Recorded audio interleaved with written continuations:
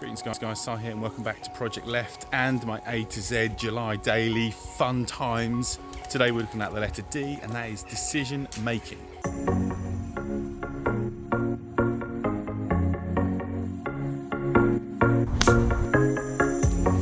So as I alluded to yesterday, this filming is often going to be done as and when I can do it.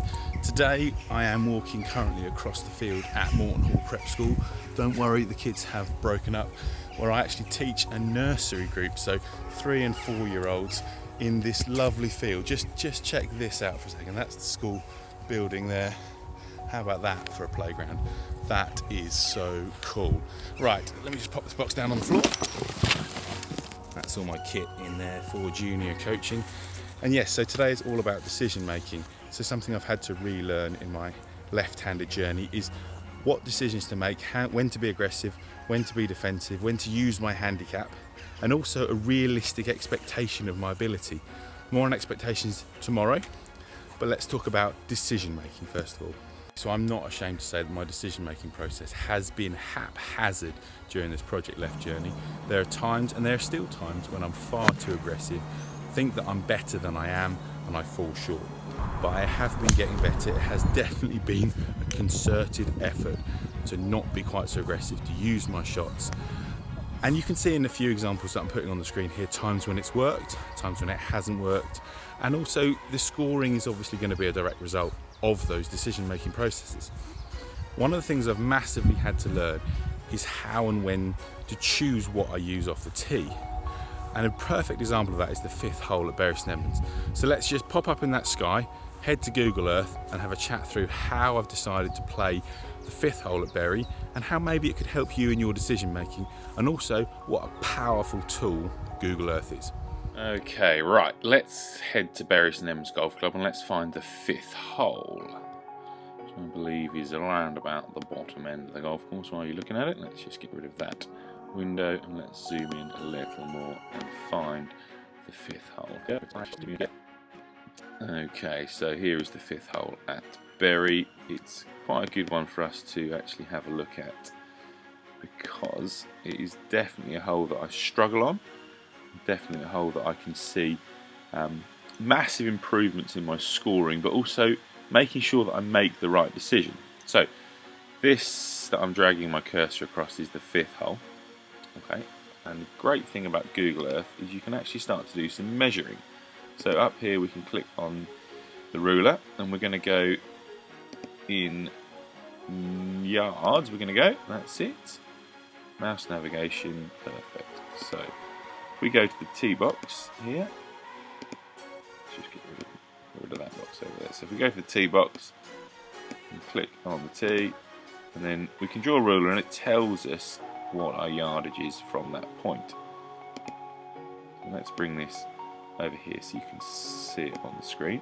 So click on the tee box, so the white tees are back here, and we can start to see that that corner, to kind of get round the corner, is 215 yards to get round the corner to then have a clear sight at the green. But the trees on the left are only 166 yards to reach. So if I hit it 220 yards on that line, even on this line here, we're starting to really get into trouble. And the ground all slopes from left to right.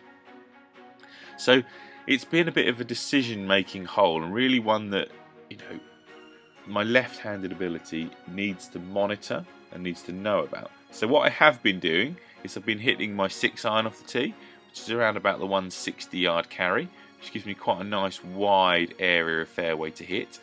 And then from there, I've been then hitting ideally something around about an 8 or a 9-iron, again sort of like maybe wedge depending on how far I am up the hole, to try and leave myself short of this bunker.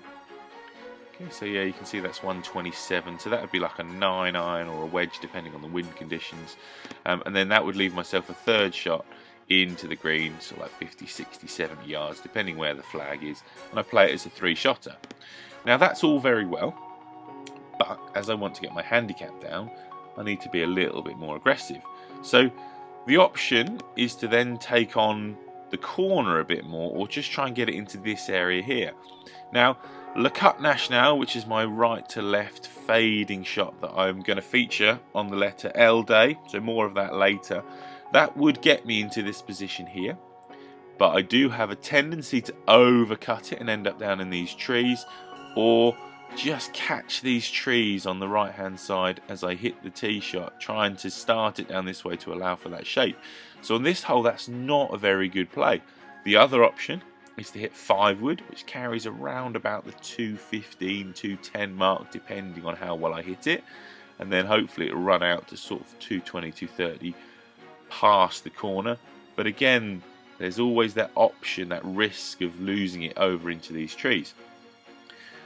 I don't know what the right answer is. At the moment, I'm trying to be a little bit more aggressive, so I'm taking on the driver and the 5 wood to try and get around the corner, knowing that generally my bad shot is in here, and I'll be pretty unlucky not to be able to chip it at least to this area. So yeah, if I ended up in here, at least chip to this area or up to here, depending on what I've got in these trees. And also these trees in here are very clear, so if I end up in there, the chances are I should be able to nudge it forwards to this sort of area.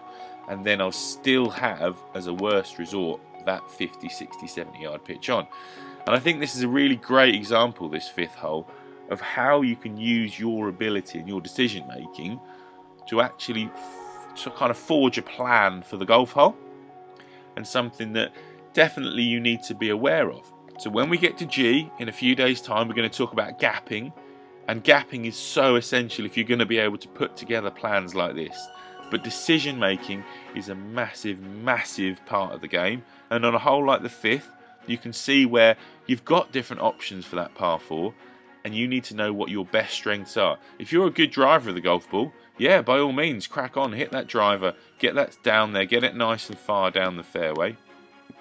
If you're a long hitter, I mean, I've seen guys taking it over this corner, so if you can carry it in the kind of 270 mark, 250, 60 mark, and get it over these trees, you can really get it down into this area, and it makes this hole a lot shorter.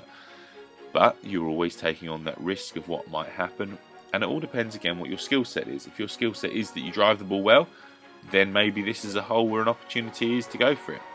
But remember, this 5th hole is stroke index 6, so I'm going to have a shot on this hole for a long time. Playing it as a 3-shotter is not a disaster. It's definitely an option that I can have at my disposal if I need to. So there you go, a really good example of how to play the 5th hole there at Bury St Edmunds using Google Earth and the ruler tool, which is free. You can all download Google Earth, you can all use that. It's a really good way of getting to know new courses before you go and play them. I highly, highly recommend it. So as always, thank you very much for watching Project Left.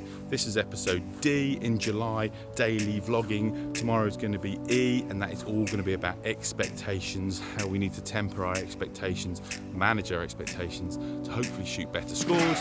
Hopefully you enjoyed today. Subscribe, like, all the YouTube type stuff. I'll see you very soon. Bye-bye.